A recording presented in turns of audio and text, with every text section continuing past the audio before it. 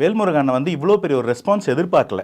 ஒரு நடிகர் தானே, நம்ம என்ன வேணா பேசிட்டு போகலாம், நம்ம வந்து ஒரு சிட்டிங் எம்எல்ஏ ஆளும் கட்சியோட இருக்கிறோம், நம்மள யார் என்ன பண்ண முடியுன்ற ஒரு விளையாட்டுத்தனமா பேசியிருப்பாருன்னு நினைக்கிறேன். இவ்வளோ பெரிய ஒரு எதிர்வினை அவர் எதுவுமே பேசல விஜய் சார், அவர் கட்சியினரும் பெருசா பேசல. ஆனா மக்கள், எதிர்கட்சியினர், குழந்தைங்க எல்லாம் வந்து இதை எதிர்த்து பேசும்போது நிஜமாவே ஏதோ தப்பா பேசிட்டோமோ அப்படின்ற ஒரு பயம்னு சொல்றதை விட ஐயோ அப்படின்னு ஒரு பதட்டம் இருக்கும் இல்லைங்களா, அந்த ஒரு பதட்டத்துல அவர் தொடர்ந்து அதை பத்தி பேச வேண்டிய ஒரு நிர்பந்தத்துக்கு ஆளாகிறாரு. இது இதோட முடியல, போக்சோக்கு இது முகாந்திரமா வச்சு ஒரு கேஸ் போடலாம் அப்படின்னு எடுத்துக்கும் போது போக்சோ அந்த கேஸை ஏத்துக்கிட்டாங்க. ஆக்சுவலி 18 வயசு கீழே இருக்கக்கூடிய குழந்தைங்களுக்கு எந்த விதமான பாலியல் வல் தொடர்போ எந்த விதமான தொல்லையோ இருந்தாலுமே அதை வந்து போக்சோல வந்து அட்ரஸ் பண்ணலாம். 18 வயசு கீழே இருக்க குழந்தைகளை, பெண் குழந்தைகளை இந்த மாதிரி ஒரு அவதூறா பேசினதை வந்து முகாந்திரமா எடுத்துக்கிட்டு போக்சோ வந்து கேஸ் ஃபைல் பண்ணிருக்காங்க. போக்சோ எப்படிப்பட்ட ஒரு கேஸ்னா, முகாந்திரம் இருந்து கேஸ் ப்ரொசீடிங்ஸ் வந்தாலே பதவியில் இருக்கவங்க வந்து பதவி விலகிற அளவுக்கு அது ஒரு ஸ்ட்ராங்கான ஒரு சட்டம். சோ அவர் எம்எல்ஏவா தொடர முடியாத ஒரு நிலை கூட வர வாய்ப்பு இருக்கு.